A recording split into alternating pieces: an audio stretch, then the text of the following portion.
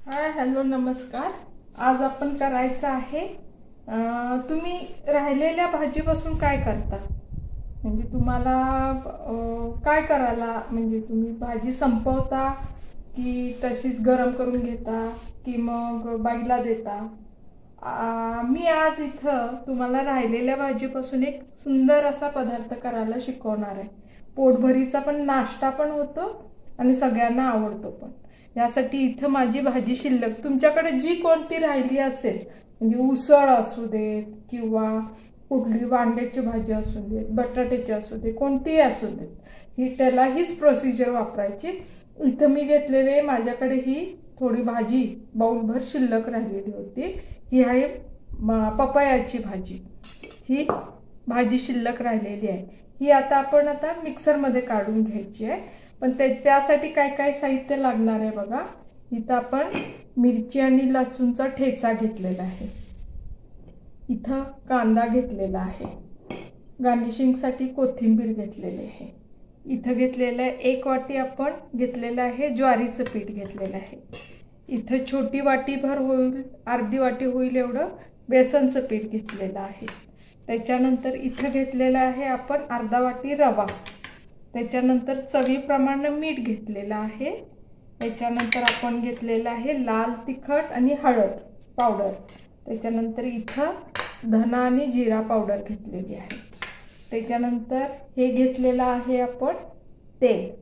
आणि त्याच्यानंतर आपण घेतलेलं आहे इथं चटणी करायसाठी। त्याच्याबरोबर जी चटणी करायची आहे ती एक वेगळ्या पद्धतीने करायची। इथं सुक्या खोबऱ्याची चटणी करणार आहे मी। त्यासाठी 2 लाल मिरच्या घेतलेल्या आहेत, जिरे घेतलेले आहेत, आलं घेतलेलं आहे, लसूण घेतलेलं आहे, सुकं खोबरं 1 वाटी घेतलेले आहे आणि हा कढीपत्ता आपण त्याच्यामध्ये हे करून घालून वाटून घ्यायचं आहे। त्याच्यासाठी आता इथं जे आपण खोबरं घेतलेलं आहे सुकं, त्याच्यात पाणी घालून कोमट पाणी घालूयात आणि ते आपण आता त्याला थोडा वेळ भिजत ठेवूयात। आणि आता आपण इकडं आपल्या जे भाजी आणि हे राहिलेले त्याचं जे नाश्ता करायचा आहे त्यासाठी काय काय करायला लागते ते बघूया। आता हे आपण बाजूला ठेवून घेऊया। आता हे जे आहे ते आपण आता मिक्सरच्या भांड्यामध्ये घालून वाटून घेऊयात। आता त्याला वाटताना फक्त थोडंसं पाणी घाला, जास्त घालू नका, थोडंसं पाणी घालून आपण वाटून घेऊयात। आता इथं मी मिक्सरच्या भांड्यामध्ये हे जे आहे भाजी त्याला घालून घेते आणि ते आपण आता पाणी घालून थोडंसं पाणी घालून आपण त्याला आता वाटून घेऊयात। ह्याच्यात थोडंसं पाणी घालूयात आपण आणि ते आता बारीक वाटून घेऊयात। आता आपण हे जे वाटून घेतलेलं आहे, आता हे बारीक करून घेतलेले ते एका बाउलमध्ये आपण ट्रान्सफर करून घेऊया। ज्या बाउलमध्ये आपल्याला पीठ भिजवायचं आहे त्याच्यामध्ये हे आपण सगळं ट्रान्सफर करून घेऊया।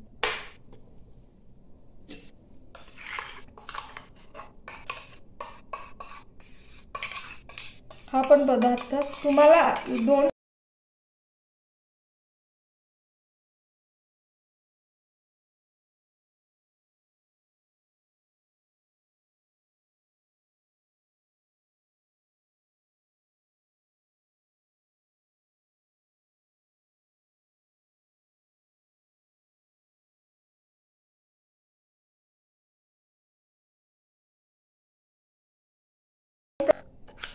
काढून घेतलं।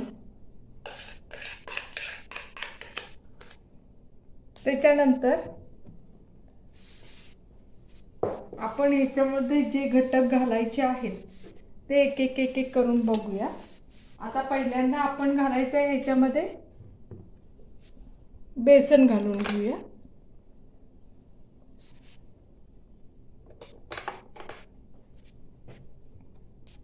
ह्याच्यामध्ये मी ट्रान्सफर केल्यानंतर त्याच्यामध्ये मी बेसन डाळीचं पीठ घातलेलं आहे।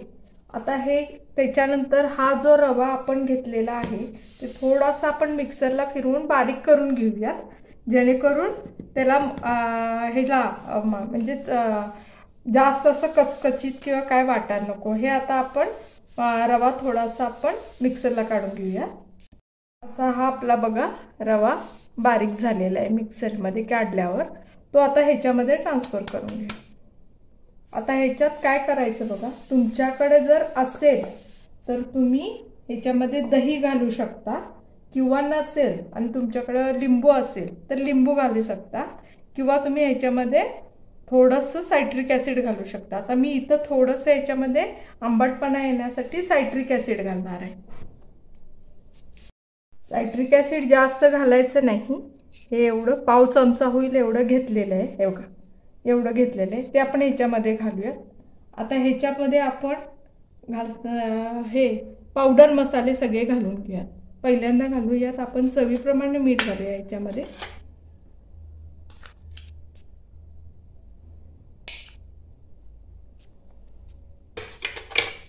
नंतर हळद आणि तिखट पावडर घेतलेली आहे ती घालूया। त्याच्यानंतर इथं धना जिरा पावडर घेतलेलं आहे ते घालूया।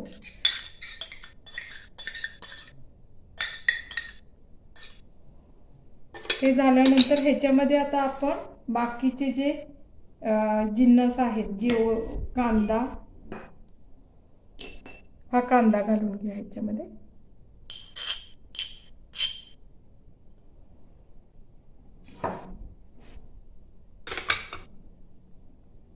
त्याच्यानंतर ही आपण आलं लसणाची पेस्ट आलं लसूण नाही, हिरवी मिरची आणि लसूण यांची ओबडधोबड वाटलेली जी पेस्ट आहे ती घेतलेली, ती घालूया। आणि कोथिंबीर, भरपूर कोथिंबीर घाला, अशी याच्यामध्ये घालून घ्या। आणि आता हे सर्व जिन्नस आपण एकत्र करूयात पहिल्यांदा।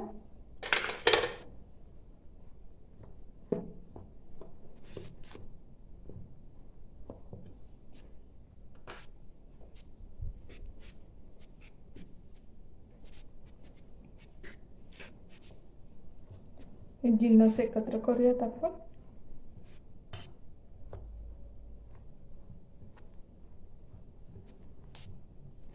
ह्याच्यात त्यानंतर थोडंसं पाणी लागेल तसं थोडंसं पाणी ह्याच्यामध्ये आपण घालून घेऊ। थोडं लागेल तसं ह्याच्यामध्ये आपण पाणी घालत मिक्स करत जाऊया।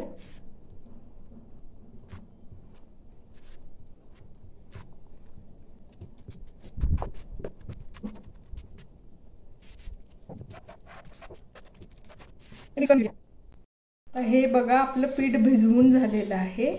रवा, बेसन आणि गव्हाचं हे ज्वारीचं पीठ एकत्र करून हे भिजवलंय, त्यात कांदा हे घालून तयार केलेलं। आता हे आपण थोडा वेळ झाकून एक 15 मिनिटं रेस्ट करत ठेवूया। त्याच्यानंतर आता इथं आपण हे जे हे घेतले खोबरं आणि हे भिजत घातलेलं होतं, त्याच्यामध्ये आपण कढीपत्ता घालूया। थोडा कढीपत्ता आपल्याला फोडणीसाठी ठेवायचा आहे, आणि थोडा आपण ह्याच्यामध्ये घालून ह्याच्यामध्ये चिंच घालूयात थोडी, आणि ह्याला वाटून घेऊयात। आता हे आपण या मिक्सरच्या भांड्यामध्ये ट्रान्सफर करून घेऊया।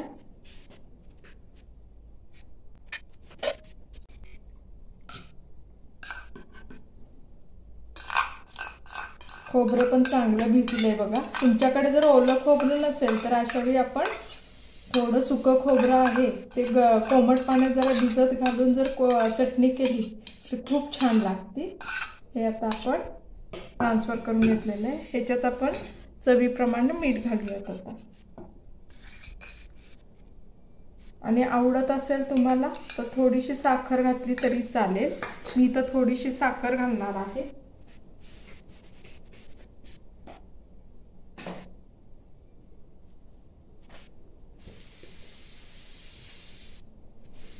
एवढी साखर घालणार आहे चव इन्हान्स व्हायसाठी। आणि याच्यानंतर हे आता आपण मिक्सरला बारीक करून घेऊया। आता इथं आपली ही चटणी तयार झालेली आहे। आता या चटणीला फोडणी टाकून घेऊया। त्यासाठी इथं मी भांड्यामध्ये तेल तापत ठेवत आहे।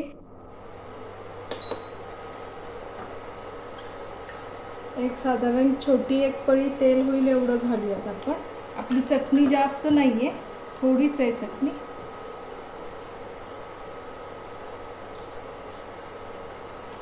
त्यासाठी इथं मी घेतलेलं आहे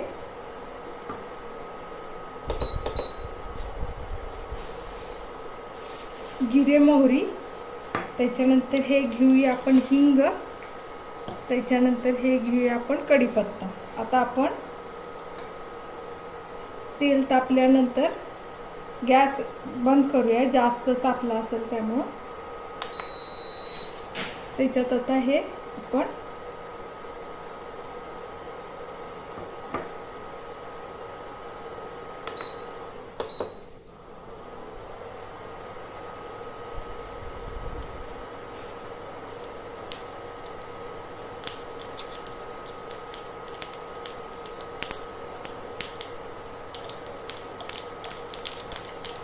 आता इथं आपण हे झाल्यानंतर गॅस बंद करूया.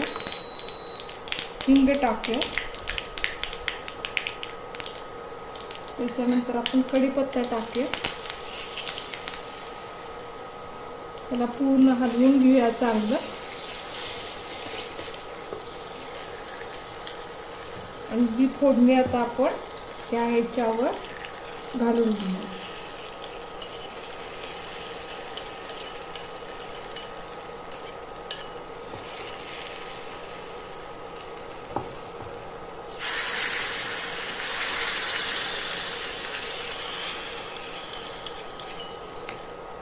हे आपण आता फोडणी घालून घेऊ. त्याला हलवून ह्याच्यामध्ये स्वाद वाढवण्यासाठी कोथिंबीर घालूया. ही आपली चटणी आता तयार झालेली आहे.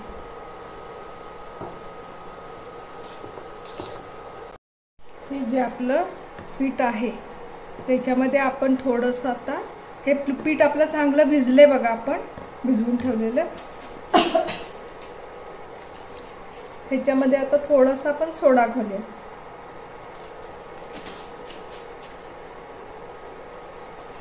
ह्याला हलवून घेऊयात आपण.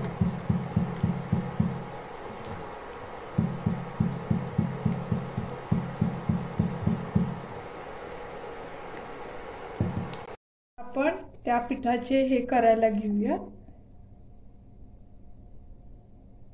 हे आता तव्यावर तेल टाकलेलं का, तव्यावर असं पसरून घ्या.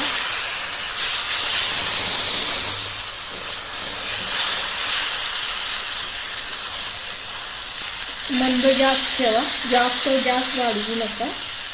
आणि या पद्धतीने आपण ह्याला आलटून पलटून दोन बाजूनं शेकून घेऊया. आता हे झाकून ठेवा.